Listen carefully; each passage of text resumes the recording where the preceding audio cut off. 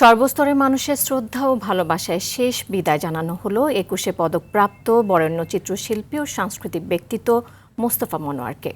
শ্রদ্ধা নিবেদনের জন্য কেন্দ্রীয় শহীদ মিনারে নেওয়া হয় শিল্পীর মরদেহ। সেখানে তাকে রাষ্ট্রের পক্ষ থেকে গার্ড অফ অনার দেওয়া হয়। পরে বিকেলে বনানী কবরস্থানে সমাহিত করা হয় তাকে। ওয়ালিদ সিদ্দিকীর রিপোর্টে দেখুন বিস্তারিত।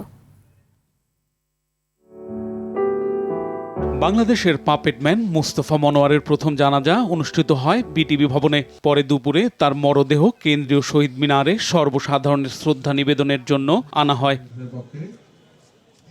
সেখানে শ্রদ্ধা নিবেদন করেছেন সর্বস্তরের মানুষ। শ্রদ্ধা নিবেদন শেষে তাকে গার্ড অব অনার দেয়া হয়।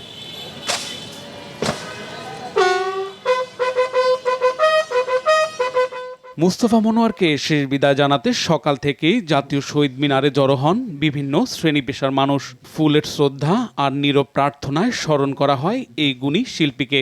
বাংলাদেশের সাংস্কৃতিক অঙ্গনের বিরাট অপূরণীয় ক্ষতি হল।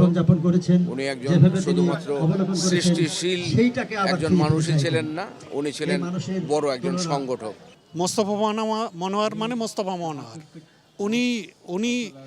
উনি এই এশিয়া মহাদেশ তথা আমি বলবো পৃথিবীর মধ্যে যদি বলি অন্যতম। শিল্পকলা ও শিশুদের সৃজনশীল বিকাশে মোস্তফা মনোয়ারের অবদান স্মরণ করেন সবাই। তার প্রয়াণে শোকের পাশাপাশি উচ্চারিত হয়েছে তার আদর্শ ধারণ করার প্রত্যয়। নন্দন তত্ত্বের যত রকম বোঝা সমস্ত কিছু মোস্তফা মনোয়ার থেকে বলে। তার জীবন চর্চার মধ্যেও সেই শিল্পের সৌন্দর্য সবসময় আছে। জীবনের তার চাওয়াটা খুব কম ছিল।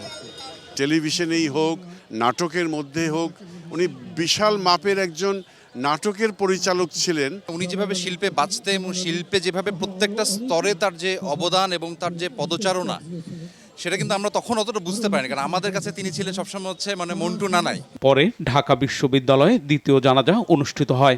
জানাজা শেষে বিকেলে বনানী কবরস্থানে তাকে সমাহিত করা হয়। সোমবার 90 বছর বয়সে রাজধানীর একটি হাসপাতালে মারা যান মোস্তফা মনোয়ার। দীর্ঘদিন ধরে নিউমোনিয়া ও ক্যান্সারে ভুগছিলেন তিনি। ওয়ালিদ সিদ্দিকী, RTV, ঢাকা।